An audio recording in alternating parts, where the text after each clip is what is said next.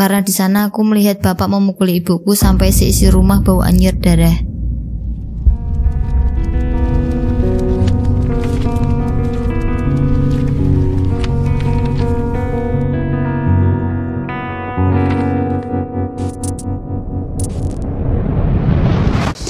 Hai semuanya, gimana kabar kalian teman-teman? Semoga sehat selalu, semoga baik-baik aja, semoga selalu dalam lindungannya Tuhan. Anjing kurang di Tuhan toh. Makanya kalau udah dipesanin gereja tuh berangkat. Bukannya malah. Maaf, aku ketiduran. Kok jenenge emang tak niat wae. Kan dia habis menyia-nyiakan wanita. Sekarang dia disia-siakan kan?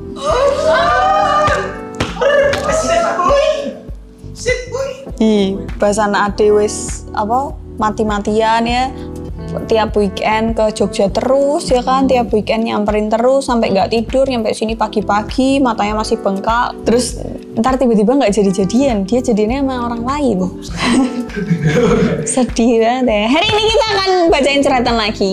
Jadi buat kalian yang mau curhat bisa langsung cek description box, itu ada email khusus curhat, langsung aja curhat di situ.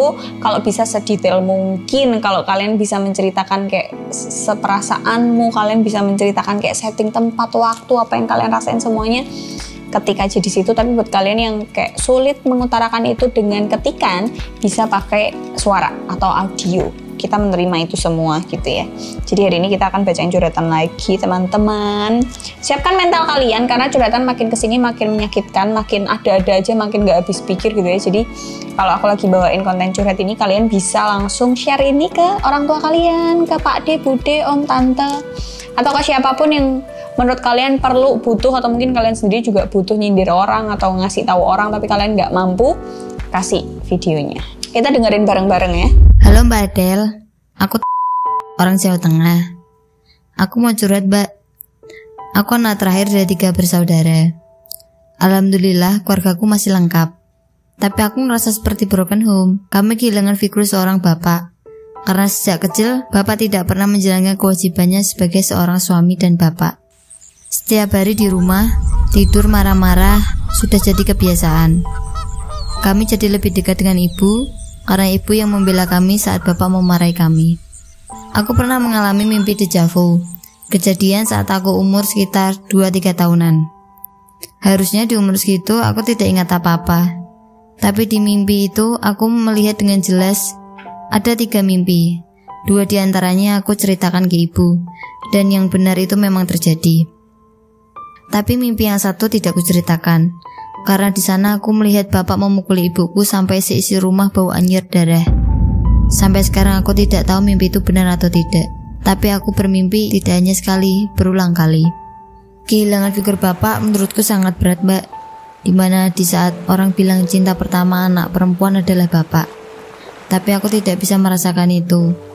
Di mata orang lain bapak adalah figur bapak dan suami yang sempurna, karena bercerita seolah-olah yang paling berjuang itu di keluarga. Jujur, hal ini membuatku takut menjalin hubungan yang serius. Setiap ada sifat bapak di seseorang, aku jadi ragu untuk meneruskannya. Dulu aku pernah menjalani hubungan dari 2017 sampai akhir 2021. Dia sangat membuatku nyaman. Di tahun 2019, saat aku masih kelas 3 SMA, dia mulai nakal. Dia bilang kalau aku benar menyayanginya, ya tidak apa-apa kalau seperti itu. Di sini aku tidak sampai kehilangan perawan Mbak. Bahkan jari pun aku gak mau. Tapi dia terus memaksa. Aku udah berkali-kali mencoba mengomunikasikan ini, tapi dia tidak ada respon darinya. Dia tetap saja melakukan itu setiap ketemu. Sampai setiap malam aku menangis karena berpikir aku sudah kotor dan gak ada cowok yang mau menerima aku. Kedua orang tua kami sudah menyetujui hubungan kami. Dan ya di tahun 2021 aku sudah capek. Nafsu dan hal-hal lainnya disepelekan olehnya. Aku memberanikan diri untuk menyudahi hubungan ini, walaupun dengan resiko tidak ada cowok yang mau denganku lagi. Pikirku sulit memang menyudahi hubungan yang sudah diterima oleh keluarga. Hingga akhirnya aku menceritakan alasanku ke orang tuaku. Dan untungnya mereka mempercayaiku. Karena biasanya aku tidak dipercaya dalam keluarga, karena aku dianggap masih kecil. Aku lega karena sudah tidak melayani nafsu mantanku. Semuanya membaik, tapi makin kesini ada yang aneh dengan ibuku, Mbak. Biasanya dia jarang main HP, tapi sekarang HP selalu dibawanya. Saat kutanya, ia selalu menjawab kalau sedang berkomunikasi dengan teman-temannya dulu. Aku memahami hal itu, tapi ada satu yang kurasa aneh. Tiap malam, ibuku selalu telepon atau bahkan VC dan selalu menjauh dari keramaian. Aku tahu namanya, tapi tidak dengan orangnya. Setiap hari ibuku selalu berkomunikasi dengan orang itu. Bahkan di pagi hari selalu spam telepon untuk membangunkan ibuku. Dan 2 hari lalu aku coba memberanikan diri untuk melihat isi HP ibuku saat dia tidur. Aku menemukan SS chat yang cukup membuatku berpikir negatif tentang ibuku. Aku takut keluargaku tambah hancur, Mbak. Aku bingung harus cerita ke siapa, soalnya aku tidak pernah bercerita tentang apapun di keluargaku. Mirip ya ceritanya. Kalau udah tua, aku nggak tahu kejadian ini tuh terjadi di semua keluarga atau enggak. Tapi secara nggak langsung anak perempuan kalau dia ngerasa bapaknya adalah benar-benar cinta pertamanya gitu ya, rata-rata anak perempuan ini akan mencari laki-laki atau pendamping hidup yang nantinya mirip kayak bapaknya. Bukan dalam artian dulu kalau di agama kan kayak nggak boleh nih membanding-bandingkan dengan bapak, ibu atau saudara, takutnya kita tidak mencintai orang itu, tapi karena dia mirip sama ibu atau ayah, terus akhirnya kita mencintai orang itu. Jadi kayak nggak tulus gitu loh cintanya. Kalau menurutku itu nggak apa-apa, karena mungkin dari umur 0 bulan sampai kita sudah setua ini, kita selalu ditreatment dengan treatment seperti itu yang akhirnya membuat kita nyaman. Nah, untuk ngerubah semua itu kan, misal nih kamu baru dapat cowoknya di umur 25, terus tiba-tiba di umur 25 tahun kita dapat treatment yang berbeda, kan sulit buat kita gitu loh. Kayak udah dari 0 bulan sampai 25 tahun tuh kita di treatment dengan seperti itu dan kita nyaman, senang, happy, enak gitu ya.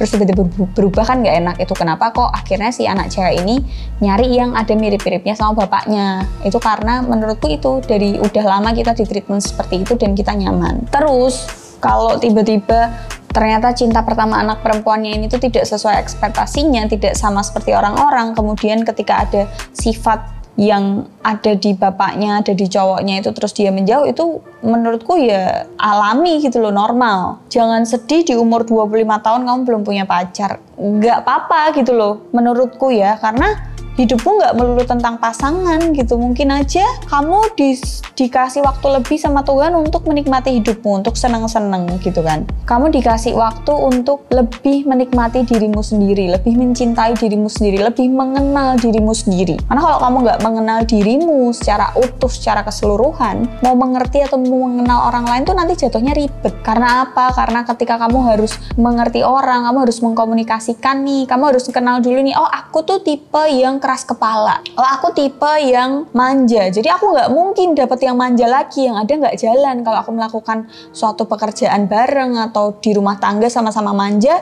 rumah berantakan gitu loh. Jadi sebelum kamu mengenal orang lain, kamu juga harus mengenal dirimu. Jadi kamu tahu apa yang kamu butuhkan, baru kamu nyari orang baru, untuk melengkapi hidupmu gitu. Jadi nggak usah takut kamu nggak dapat pacar gara-gara kamu mungkin terngiang-ngiang oleh masa lalumu. Nggak masalah, tapi ya harus sadar diri juga kalau cowok nyari cewek tuh bukan cuman good looking doang, bukan cuman pinter di dapur doang, tapi juga harus cerdas, bekerja cerdas menurutku. Kayak contoh, pinter ngatur di rumah, komunikasinya enak, ngobrol nyambung, wawasannya luas. Cowok juga butuh itu gitu loh. Nggak semata-mata cewek jago di ranjang, cowok semua suka, enggak. Tapi cewek juga harus punya kemampuan yang lain, begitu ya Mbak ya. Terus kalau untuk kok jadi kayak aku ngasih solusi ya gendeng. Enggak, tapi ceritanya mirip. Jadi aku sedikit lebih paham. Dan buat mbaknya kita apresiasi dulu nih teman-teman. Ya, belum tentu kalian bisa jadi mbaknya untuk menolak nafsu pasanganmu beralaskan cinta gitu ya. Dia bisa menolak itu dengan alasan apapun dan kita harus mengapresiasi itu, dan semoga bisa dilakukan teman-teman di luar sana juga gitu ya. Nggak harus menuruti nafsu pasangannya untuk tahu kalau kamu sayang sama dia gitu. Masalah orang tua, treatment orang tua ke anak itu mempengaruhi gimana kita memperlakukan diri kita dan dunia luar. Ketika kita di treatment busuk gitu ya, kita secara nggak langsung kayak ya secara alamiah aja kita ngerasa kalau emang kita cocok di treatment buruk gitu. Ketika treatment kita di rumah atau sama orang tua tuh jelek, nggak baik lah intinya, kita jadi ngerasa kayak gitu. Jadi sosok orang tua itu juga penting.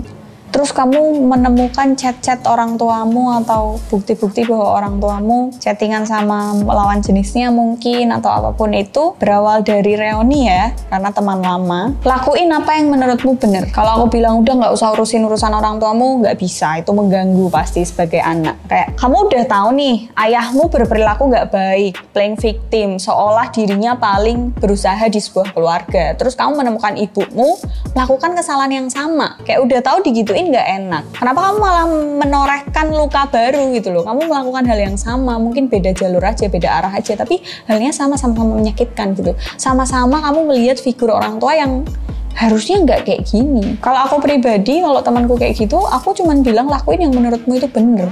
Kalau kamu tiba-tiba marahin ibumu punya 1000 alasan untuk membantah kamu. Ibumu bisa aja bilang kayak, kamu nggak ngerasain jadi ibu punya suami kayak gitu, makanya kamu besok jangan sampai punya suami kayak gitu. Tambah overthinking lagi kamu. Kamu nggak ngerasain gimana jadi seorang ibu yang udah punya anak, terus punya suami, sukanya playing victim, akhirnya banyak tetangga atau saudara yang akhirnya nasihatin ibu karena cerita dari ayahmu. Kamu nggak ngerasain itu kan? Orang tua akan punya 1000 alasan untuk membenarkan opininya, untuk membenarkan kelakuannya. Kenapa? Karena dia hidup lebih lama dari kita, ya kan? Kita nggak tahu masa-masa apa, kejadian apa yang sudah mereka lewati sebelum kita lahir. Kita nggak tahu apa yang disembunyiin orang tua kita. Biar kita baik-baik aja tuh kita nggak ada yang tahu gitu loh. Jadi menurutku lakuin apa yang menurutmu benar. Kalau menurutmu kelakuan ibumu salah, ngomong secara baik-baik. Kalau kamu mau negur, kalau enggak ya udah bener-bener biarin aja. Karena urusan keluarga apalagi udah pada tua-tua gitu ya,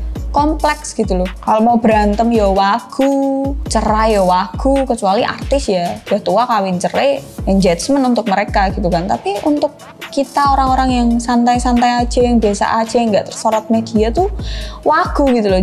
Jatuhnya jadi pergunjingan tetangga dan keluarga besar. Nanti kalau kumpul keluarga gitu kan, ntar dionekke disepatani kayak, nah toh wis tak omongi toh kok dadak biyen nikah sih BDN. Ngerti ngono kan, mbek sing tak jodohke wae. Atau daripada janda lama-lama atau duda lama-lama, ya tak kenalke wae mbek iki wis rak apa rak gitu. Jadi lakuin apa yang menurutmu bener. Jangan overthinking. Usiamu masih muda, jalanmu masih panjang. Kamu masih bisa merubah pola pikirmu karena kamu masih hidup masih mungkin 20-an atau belasan tahun gitu ya. Beda sama orang tuamu. Mungkin orang tuamu udah 40 tahun, 50 tahun, 60 tahun.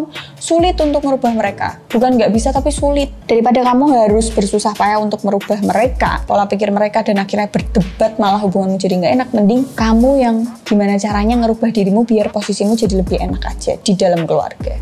Itu sih kalau aku. Semoga ini jadi pembelajaran buat kita semua gitu ya. Aku yakin kalian yang nonton di sini juga mungkin punya problem keluarga yang luar biasa berat gitu kan. Ya semoga itu cepat membaik karena nggak semua masalah bisa langsung diselesaikan. Ada beberapa masalah yang obatnya adalah waktu. Ya udah biarin aja, biar waktu yang nyembuhin gitu loh. Dan ada masalah juga yang nggak harus diselesaikan tapi untuk dilupakan aja. Itu sih teman-teman. Kalau kalian punya opini lain bisa langsung komen di bawah. See you next video. Bye.